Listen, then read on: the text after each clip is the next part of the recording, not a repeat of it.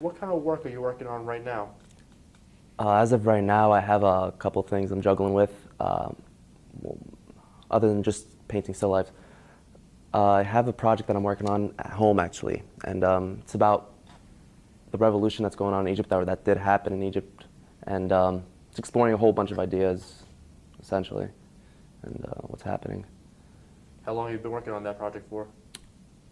For a while, actually. I've been working on it since, conceptually, in my sketchbook, I've been working on it since April, last April. So a year now, wow, I didn't even realize. And I started working on it over the summer, really fleshing it out, and it's extended thus far in a way. And it's amazing how things transform. Tell us more about the Egyptian project.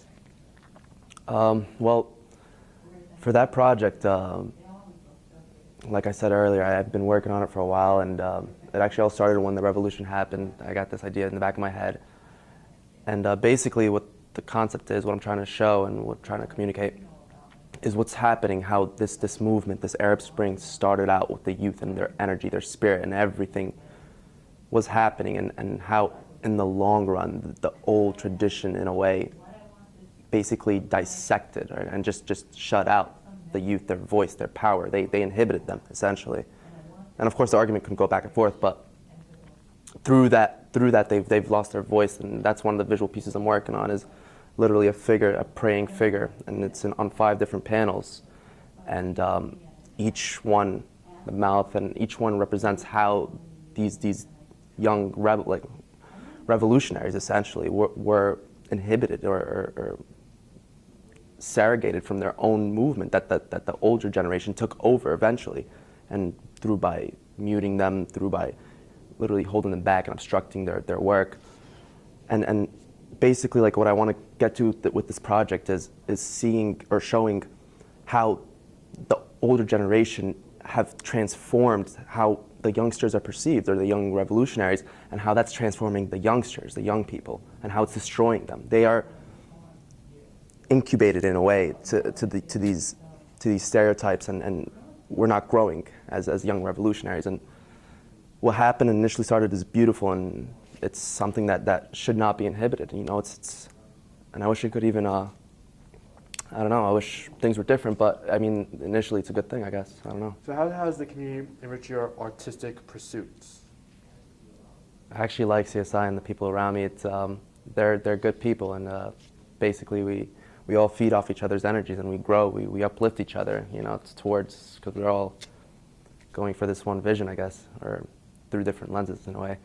But yeah, I mean, all of us are nearing graduation, so all of us have dreams that we want to fulfill, and that's getting straight to the core, to the point, and that's a good thing, because everyone's on fire now, and they really want to succeed in what they do. So we all just strive, and we're all planning on what we're going to do after college and what we need to do and everything. And in a way, it's a good thing. It's a good place to be right now, especially with what's going on, and it's exciting.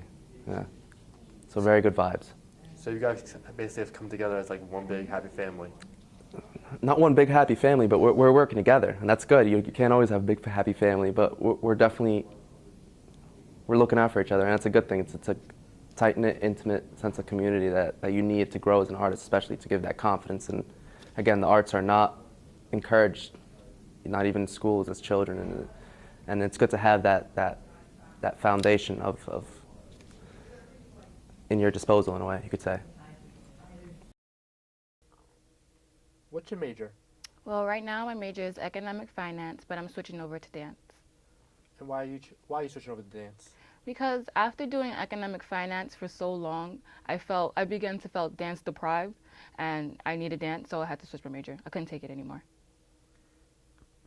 And what have you learned by taking dance that you didn't know before? I learned that as a choreographer, there was a lot that I needed to improve on, and taking dance here really helped me with that. They taught me how to not come off so strong, to come in a little softer, and gradually work towards bigger movement within my dances, more emotion. That's pretty much what they taught me here as a dancer. And how are the professors who teach dance? They're pretty honest, which is something that you do need as a dancer. They're not afraid to be too critical with you and let you know what it is that you need to know as a dancer. And how is there like demonstrations? Like, can you understand when they do a dance, or it takes a little while? Usually, when the professor demonstrates things, it's usually different. You kind of have to take a minute to think about what they just did, because at the same time they're trying to come in not just showing you the typical everyday thing you see in dance, but something new and different that you have to think about, which is pretty necessary for a dancer that's trying to grow, something new. And that's what they offer here, something new. And what are you currently working on? Well, right now I'm working on auditions and trying to improve my skills as a dancer and a choreographer. And what type of auditions? Auditions for things such as companies, professional companies, things of that nature. And how's the dance community here at CSI? At CSI, the dance community is extremely loving and friendly, and everybody's so different and diverse. Like, there's a krumper here, a ballerina, people that dance the same style that I dance, African dance, and so many different things. Like, not only am I learning from my professors, but I'm also learning from the dancers as well. What do you mean by the krumper? Well, he does like a dance that's not natural to me. It's something completely out of my style. It's more like of a body jerking and emotion and hardcore, like mean, nasty type of dancing. Something different for me, yeah. I found it interesting. What's your favorite style of dance? My favorite style of dance, I would say contemporary, but I don't really think it has a name. It's like a mixture of technique with like different movements, modern movements, weird movements that you wouldn't typically see, but still pretty to the eye. That's my favorite style of dance, emotion-wise. I like to dance with emotion. And when was the moment you decided that this was what you wanted to do? I don't think there was. I seen it when I was little, and I was just like, this is cool. I think it took me actually completing a piece, which was in junior high school, that I realized I need to keep doing this. I can't stop doing this. It was in junior high school, yeah. So how supportive are your family with you choosing dance instead of microeconomics? That's the question everybody always asks. I mean, they are supportive of my dance because they love to watch it. But at the same time, I know there's the question of, can you really make money off of this? Is this really right? Is this really the standard way? It's kind of unorthodox, and for my dad and his ways, that I'm Haitian American, so it's kind of unorthodox. But my dad supports me, my mom supports me, and that's all that matters. The rest of my family, I love them, but dance is life. So if they're not with it, it's okay. I still love it. And what would you say to future students coming into the major? What I would say to future students coming here to CSI to pursue dance is that come here humble and open-minded and ready to take on what the professors have to offer, not thinking you know it all. That way you can honestly receive everything here that they give to you. So what type of theories have you learned here at CSI? There's been quite a few theory classes that I've jumped on, and the professors, they're really good. I did film theory, which was really enjoyable because it shows you several different ways to look at films from, different perspectives.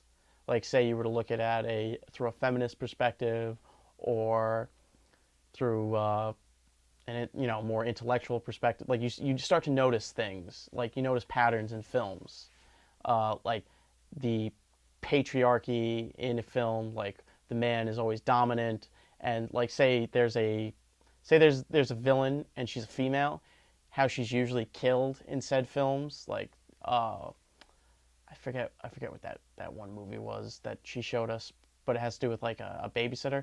Like, they're always impaled with a phallic looking object, be it a knife or the bottom of a fence. It always happens to these female villains, and I guess you could say what the professor was kind of explaining, that it's showing the patriarchal dominance of, like, say, the studio system and film in general. Great example, I wrote a paper on Alien, and my whole crazy theory was that the monster in Alien is a reaction to the female power going on with the Ellen Ripley character played by Sigourney Weaver. And I basically said that the monster is male aggression in its most primal form, because when you look at that creature, everything about it screams male. It's got a phallic-shaped head. Its main weapon comes out of its mouth. It forcibly rapes and impregnates others. Like, it's a male monster to the max. Like it's one of my it was a bit of a crazy theory, but I got an A- on it, so I'm not complaining too much about it. So So basically, you could see beyond what the film is yes, showing. yes, you through these classes you see that there's layers to them. It's like yes, there's everything you see in front of you, but as you watch them more and more, you start to locate deeper meanings in them. You could take a simple film like Star Wars and you see the relationship between fathers and sons, and it's just wild, and how it's connected to Shakespeare, to all the way to ancient Greek myth, and it's amazing. So you're basically seeing the meaning under the images. Yes. Interesting.